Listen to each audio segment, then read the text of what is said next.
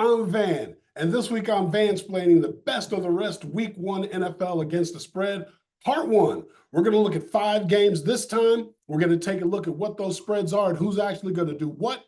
And then we're going to come back with another one, Part 2, and look at the remaining 5 games on the schedule.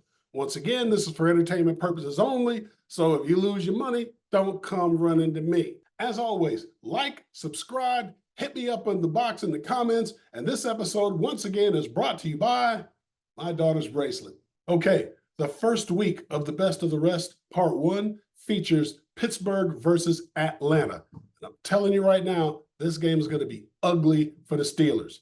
They need to put them terrible towels over their head because their offensive line is not going to stop Matthew Judon from doing whatever he wanted. And you better hope you can keep Russell Wilson upright, because otherwise all you're going to learn about Justin Fields is he's Kenny Pickett, but just makes his mistakes way further down the field because he's got a bigger arm.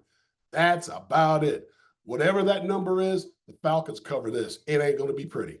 Number 2 in this week's matchups, we have Arizona going to Buffalo. The weather's not going to be cold enough to affect this game, but that's not going to matter one bit. Buffalo's defensive line is going to be in Arizona's backfield all day long, creating a lot of problems for Kyler Murray. Sure, he can scramble, but I don't see enough of them to be able to score against what I expect is going to be pretty stout resistance on the part of Buffalo. As far as the offense goes, I think the Bills are going to control the ball. I think they're going to run it down Arizona's throat. I think they're going to do pretty much whatever they want to do. They are going to cruise to victory in this game. Number 3 in this week's matchup, I'm just going to own it. I'm going to be a homer. Tennessee is at Chicago. The Bears are getting 4.5 at home. This is Caleb Williams' coming out party, and I'll tell you why. What can Tennessee present on offense that the Bears aren't going to dominate them at? Will Levis doesn't scare anybody. Calvin Ridley and D. Hopkins are both past their sell-by date.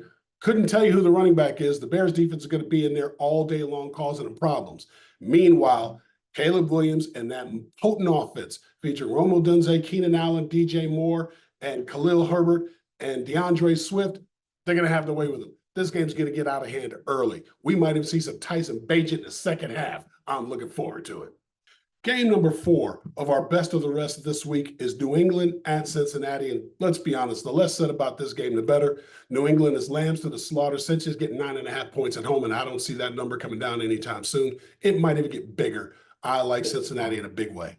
Finally, in game 5 of this week's best of the rest, I think this is going to be a very entertaining matchup between the Vegas Raiders and the LA Chargers. The Fighting Minshews are getting 3.5 on the road. They're covering that number. They're going to beat the Chargers. I'm telling you right now. They are going to dominate them from the defensive standpoint. And offensively, we are going to see Brock Bowers break out and show everybody he was the best tight end in the draft. Expect the Fighting Minshews to cover this number and start hanging them in the left-hand column week 1. Okay, that's week 1, best of the rest, part 1. Hit me up again in the comments, like, subscribe, and once again, if I tell you there's cheese on the mountain, bring crackers.